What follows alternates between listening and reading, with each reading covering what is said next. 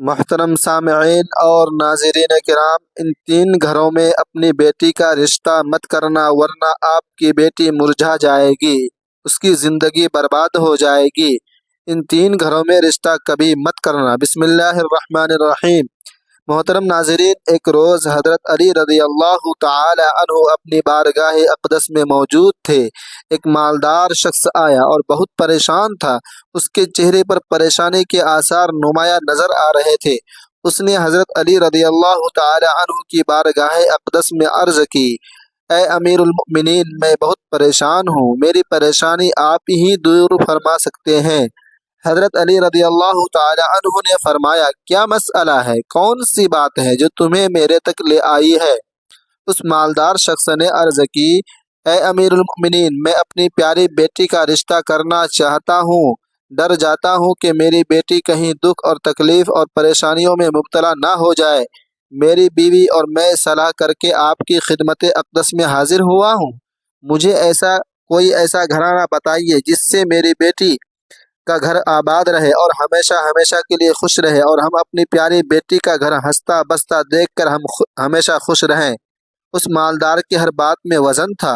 حضرت علی رضی اللہ تعالی عنہ نے فرمایا، اپنی بیٹی کا رشتہ کرتے وقت صرف تین چیزوں کا خیال رکھنا ہے۔ آپ کی بیٹی کا گھر ہمیشہ آباد رہے گا، اس کو اپنا گھر جنت محسوس ہوگا۔ آپ رضی اللہ تعالی عنہ نے فرمایا، باپ کے گھر میں بیٹی تو ملکہ ہوتی ہے، اور باپ اسی لیے تو فکر مند ہوتا ہے جب بیٹیاں باپ کے گھر میں جوان ہو جاتی ہیں تو باپ کو اپنے گھر کی چہار دیواریاں چھوٹی لگنے لگ جاتی ہیں، تاکہ اس کی بیٹی کو کبھی بھی کوئی گرم ہوا چھو کر نہ گزرے۔ اس لیے اے مالدار شخص، نہ ہی تمہاری بیٹی کو تمہاری دولت خوش کر سکتی ہے، اور نہ ہی اونچے مقام والے گھر خوش کر سکتے ہیں۔ اس لیے جب بھی اپنی پیاری لاڈلی بیٹی کا رشتہ کرنے لگو تو صرف تین چیزوں کا خیال رکھ لینا۔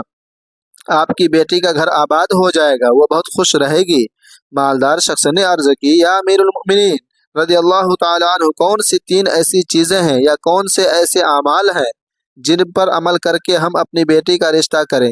حضرت علی رضی اللہ تعالی عنہ نے فرمایا، اے مالدار شخص، یاد کر لینا، اپنی بیٹی کا رشتہ اس جگہ اس گھر میں نہ کرنا جس گھر میں گھر کے فیصلے عورت کرتی ہو اور مرد اس عورت کے فیصلے پر عمل کرتے ہو کا رشتہ کبھی مت کرنا، ورنہ آپ کی بیٹی کا گھر بننے سے پہلے اجڑ جائے گا، برباد ہو جائے گا، تباہ ہو جائے گا، آپ کی بیٹی کی دنیا برباد ہو جائے گی۔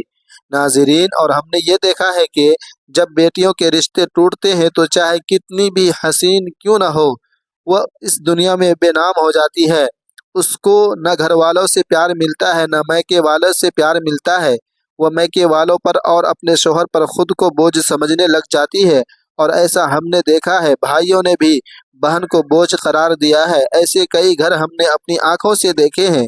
اس لیے وہ اس کو ہر چھوٹے اور بڑے تانے دیتے ہیں، نہ اس بچی کو دن کا سکون ہوتا ہے اور نہ رات کو راحت کی نیند آتی ہے۔ وہ ماں باپ کو دیکھتی ہے، وہ اسی فکر میں رہتی ہے کہ میری وجہ سے میرا بیٹا یعنی ماں، بہن، بھائی، پورا گھر پریشان اور گھٹ گھٹ کر مرنا شروع ہو جاتی ہے۔ آخر کار تھک ہار کر تو وہ اپنے شوہر کو اپنا لیتی ہے، اور اس شوہر کے ظلم سے اس کے تانوں کو گہنا بنا کر پہن لیتی ہے، یا پھر اپنی زندگی سے روٹھ کر بیمار پڑ جاتی ہے۔ اس لیے اے مالدار شخص، اس گھر میں اپنی بیٹی کا رشتہ کبھی مت کرنا جس گھر کے فیصلے عورت کرتی ہو۔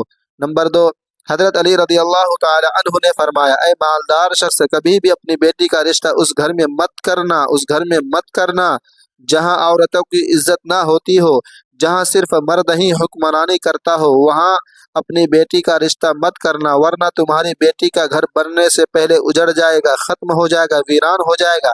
ناظرین، ہم نے اپنے آس پاس یا کہیں نہ کہیں ضرور دیکھا اور نہ سنا ہے، ایسے گھر بھی ہیں جو عورت کو اپنی جوتی کی نوک پر رکھتے ہیں، حالانکہ اللہ تعالیٰ کے ہمارے پیارے نبی حضرت محمد صلی اللہ علیہ وسلم نے فرمایا، جیسا تم کھاؤ اپنی بیوی کو ویسا ہی کھلاؤ، اپنی بیوی کو پہناؤ۔ لیکن ایسا بھی ہے جو خود کو اول اور اپنی بیوی کو خاطر خواہ میں ہی نہیں لاتے۔ ایسے اشخاص بھی ہیں جو اپنی بیوی کو ظلم و ستم کر کے خوش ہوتے ہیں اور کہتے رہتے ہیں، ہم نے اپنی برادری میں اپنا نام اونچا کر لیا ہے، حالانکہ وہ اپنا نقصان کر رہے ہیں، کیونکہ میرے حضور اکرم صلی اللہ علیہ وسلم کی سنت پر وہ عمل پیرا نہیں ہوئے، وہ اپنے لیے عذابوں کا گڑھا کھود رہے ہیں۔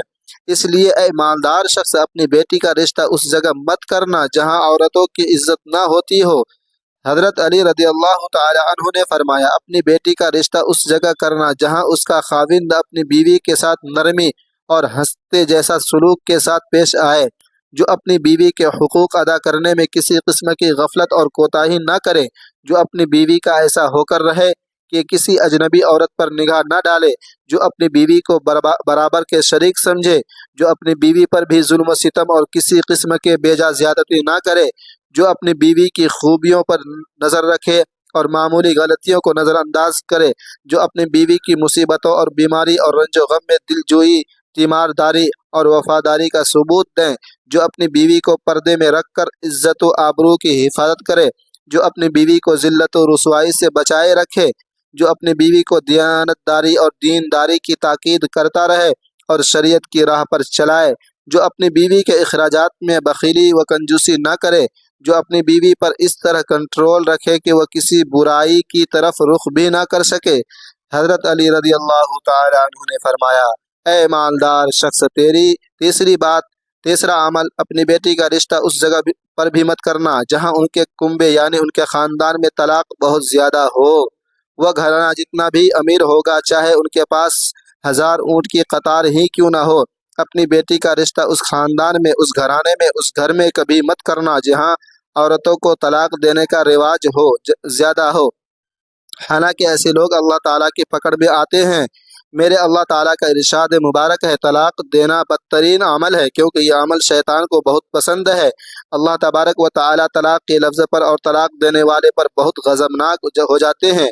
ناظرین آپ خود سوچئے کہ پروردگار عالم غضبناک ہو جاتے ہوں، وہ انسان اس دنیا میں ذلیل و خوار ہوگا اور آخرت میں بھی رسوا ہوگا، بلکہ وہ تو خوار ہو گیا۔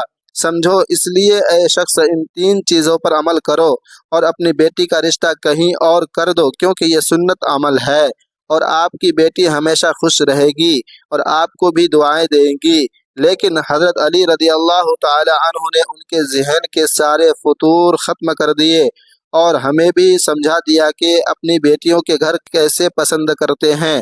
میرے بہن بھائیوں، ہماری اللہ تعالیٰ سے دعا ہے کہ میری تمام بہنوں اور بیٹیوں کو اللہ تبارک و تعالیٰ ان کے گھروں میں عزت والی زندگی عطا فرمائے اور ہمیشہ کے لیے ان کے سروں پر اپنی رحمت کا سایہ برقرار رکھے اور خوش رکھے۔ اللہ پاک سے دعا ہے کہ اللہ تبارک و تعالیٰ ہمیں ان تمام باتوں کو سننے، سمجھنے اور ان پر عمل کرنے کی توفیق عطا فرمائے۔ آمین۔ ناظرین، ویڈیو پسند آنے پر ویڈیو کو لائک کر دیں اور دوستوں کے ساتھ شیئر کرنا نہ بھولیں اور ہمارے چینل کو بھی سبسکرائب کر دیں اور اس ویڈیو کو اپنے دوستوں کے ساتھ صدقہ جاریہ کی نیت سے شیئر کرتے رہیں۔ آمین۔